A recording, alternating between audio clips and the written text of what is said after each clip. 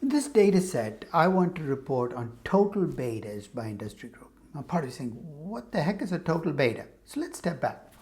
Now, when you think about the risk in a company, risk can come from many different places. Some of the risk can be very company specific, as in a project doing better or worse than expected, or competition being stronger or weaker.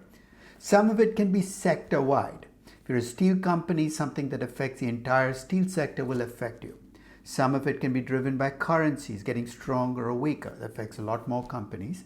And finally, some is macro level risk, which affects all companies. Interest rates, the economy, political risk. So when you think about risk in a company, it comes from all of these different places. And you're saying, who cares? If you have all of your money invested in this company, obviously you're exposed to all of this risk. But let's say you're an investor who can spread your bets. What does that mean? In addition to owning this company, own 9 companies or 19 other companies or 99 other companies, here's what's going to happen. Risk that affects one or a few firms will start to average out. It's almost magical, but it's really not. It's a law of large numbers working out. For every company where something bad happens, there'll be some other company where something good happens.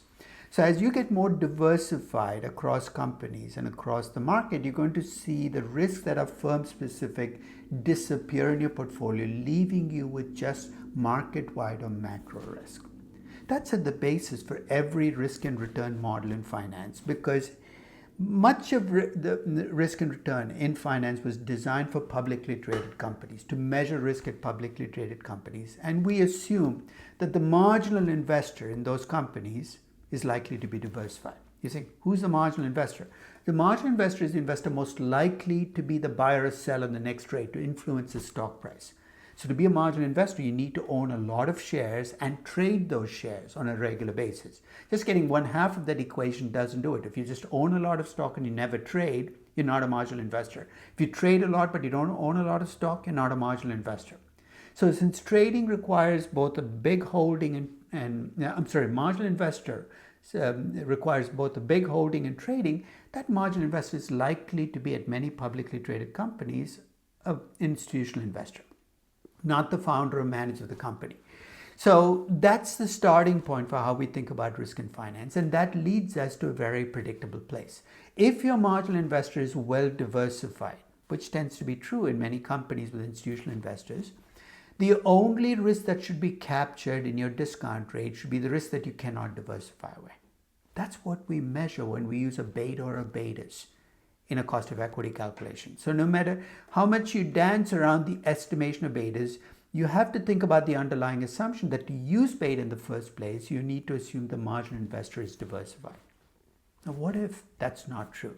What if you're valuing a private business where the buyer might not be diversified? They might be investing their entire wealth in the business that you're trying to sell. About 30 years ago, I concocted a measure, and concoct is the key word. It's not diversified, extending on what we know about risk and return in traditional finance. I said the market beta is the beta you would see if you're a diversified investor. But if you're not diversified, then you're going to see more risk. You're actually going to want to bring in the rest of the risk into your beta. That's why I call it a total beta. And there's an easy way to compute what that total beta is. You take the market beta and you divide by the correlation of the sector of the company with the market. So as an example, if your market beta is 1 and only 25% of the risk in this company comes to the market, your total beta is going to be 4, because that's the 75% you eliminated by diversifying. So to get a total beta, I need a market beta and I need a correlation of the company with the market.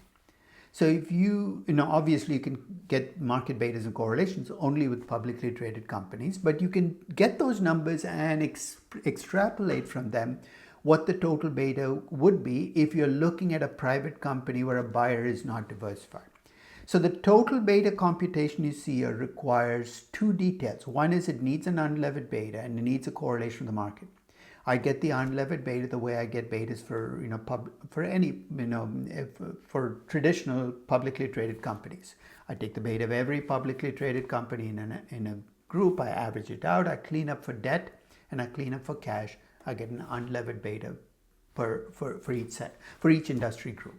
For the correlation, I take the R squared through each of the beta regressions. Again, with the publicly traded companies, I average the R squareds and I compute the R, which is the correlation.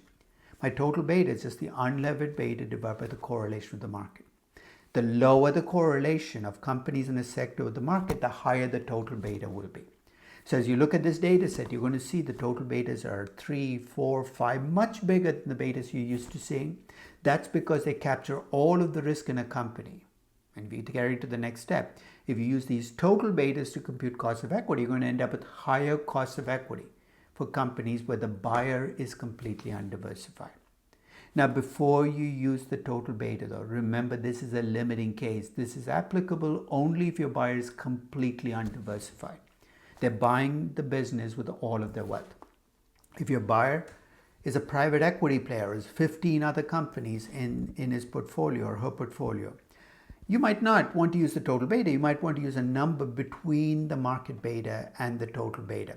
So if you think about the market beta as one extreme, a completely diversified investor, and the total beta as the other extreme, is a completely undiversified investor, you have to look at a potential buyer for a private business and ask where between those two extremes they fall. Obviously, an individual investing his or her entire wealth in buying a business falls at the total beta end. An investor who's a publicly traded company who's buying your private business falls at the market beta end, because public companies are investing diversified investor money. And if you're a private equity investor, you might fall somewhere in the middle. But think of these total betas as giving you the other extreme, and market betas being the two ends of the spectrum. And think about where you might fall between these two extremes when you think about assessing the value of a private company. But steer away from using total betas. If you're looking at public companies, these have nothing to do with public companies. So if you're looking at a public company, just stay with market betas. Total betas will get you into trouble. I hope you found the session useful, and thank you very much for listening.